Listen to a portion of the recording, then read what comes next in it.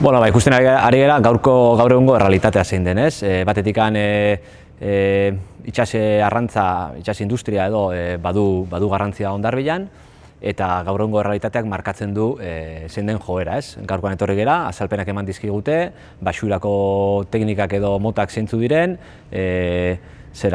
enkantearen sistema nola funtzionatzen duen, eta ikusten ari gera Hondarbila daukan instalazio edo ekipamendu hauek nolakoa diren, ez?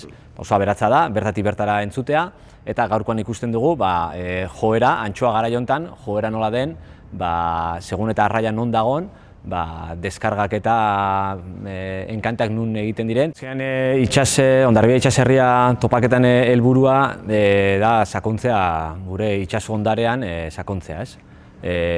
Kontziente garelako Hondarbilak eduki duela bilakaera bat, aldaketa batzuk eman dire, jakin izan da aurrera egiten, baina aurrera bide hortan kontziente gera, nolabait atzean ere bai, geratu zaizkigula, ez dakit, hainbat memoriaren inguruan edo ondararen inguruan hainbat arlo, ez? Eta orduan nahi duguna da, nolabait gure memoria kolektibo hori edo berreskuratu, elementua jaso, eta pixkat transmisio horretan sakondu. Hori behin da berriro esaten ari gera, ezin dezakegula ulertu Hondarbila itsasori gabe, ez? Itsasori gabe bere osotasunean, ez?